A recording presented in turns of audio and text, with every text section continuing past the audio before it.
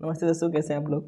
तो पिछले क्लास में जो है सिंधु घाटी सभ्यता में हम लोग जो है नगर नियोजन तक पढ़ रहे थे, तो फिर उसमें कुछ इशू आ गया। तो फिर आज हम लोग जो है नगर नियोजन से फिर से स्टार्ट करेंगे, क्योंकि थोड़ा सा इसमें भी हुआ था। तो स्टार्ट करने जा रहे हैं नगर नियोजन। यह सभ्यता जो है यह सभ्यता एक शहरी सभ्यता थी, जो कि एक जटिल आर्थिक प्रणाली का जो है परिणाम था।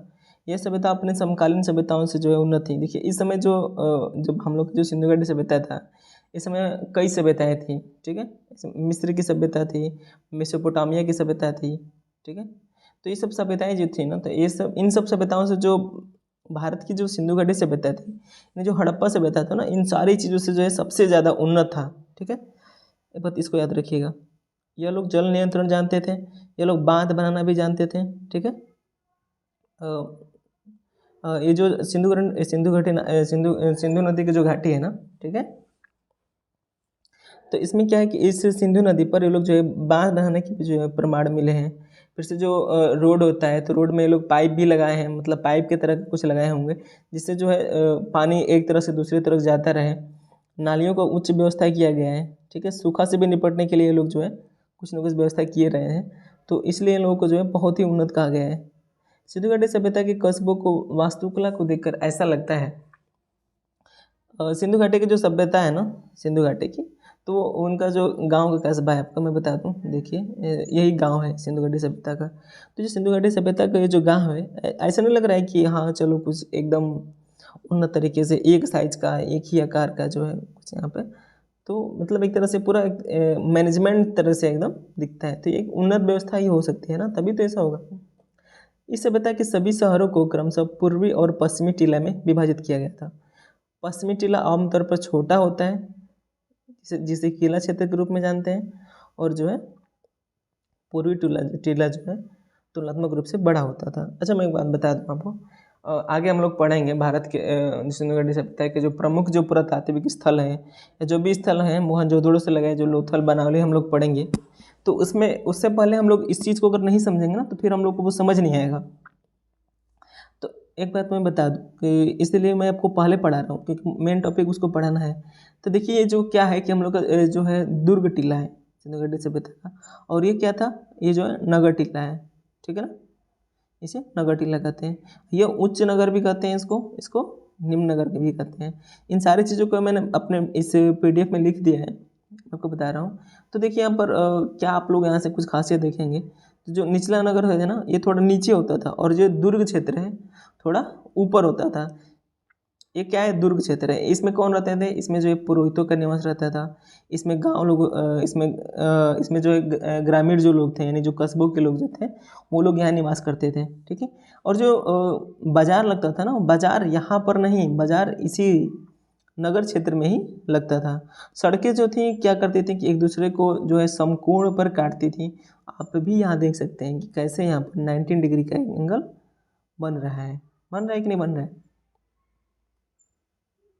तो सिंधु घाटी सभ्यता में जो है क्या देखेंगे आप लोग, जो दुकान है ना, दुकान जो है चौराहे पर आपको देखने को मिलेंगी, सड़कों के किनारे होती थी। और घर जो होते थे, इसमें जो अधिकांशतः घर ऐसे मिले हैं जिनके जो रोड है वो मुख्य सड़क पर नहीं खुलता था। जैसे कि मान लीजिए ये मेन रोड है, तो इस पर नहीं खुलेगा, वो अंदर खुला रहता था।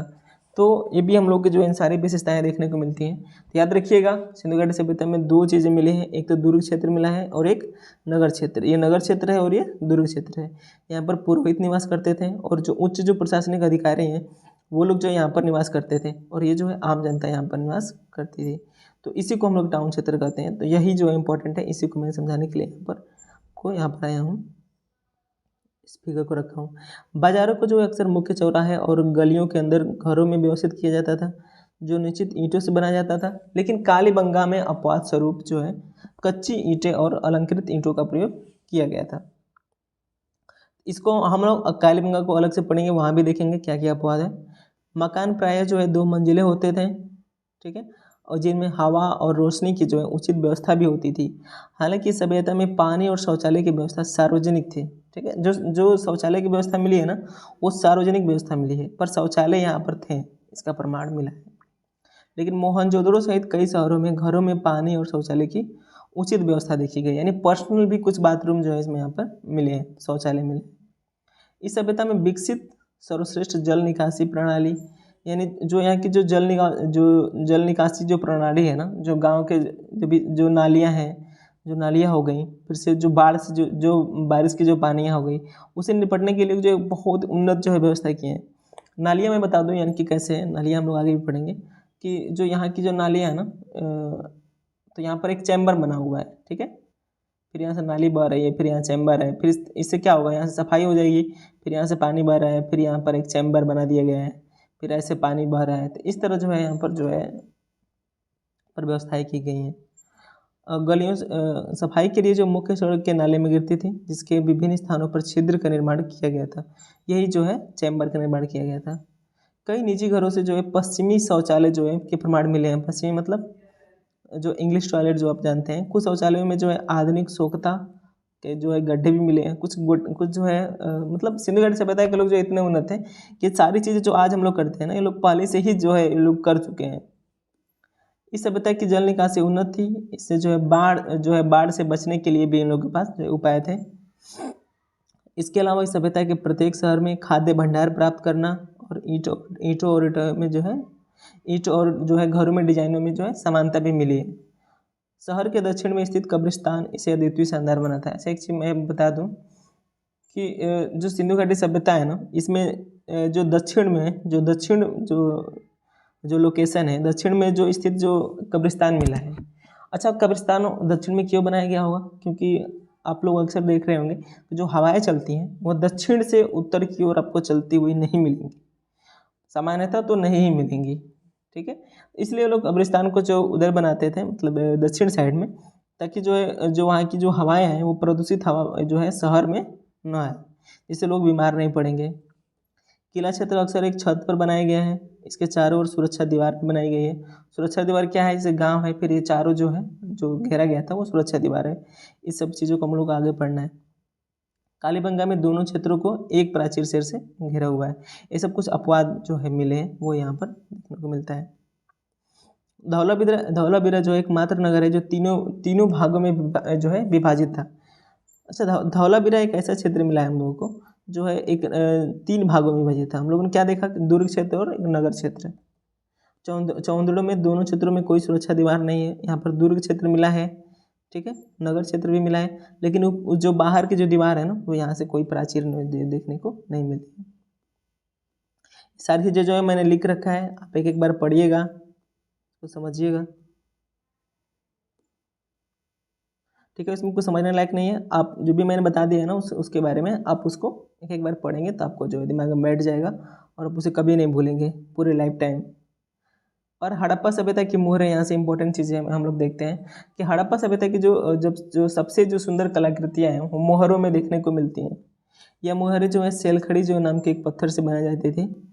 इनका प्रयोग जो है वस्तुओं को चिन्हित करने में, ठीक है। मोहर जो जब कुछ सामान कहीं से आ रहा है तो उस पर मोहर लगाने के लिए होती थी, ठीक है। इस मोहर से कोई व्यापार नहीं करता था, आप एक बार समझ लीजिएगा। पैसे के रूप में इसका उपयोग नहीं होता था।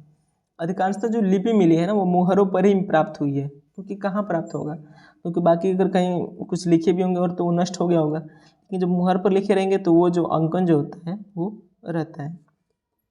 मोहरों पर घोड़ों और गाय का चित्र जो हमें नहीं मिला है।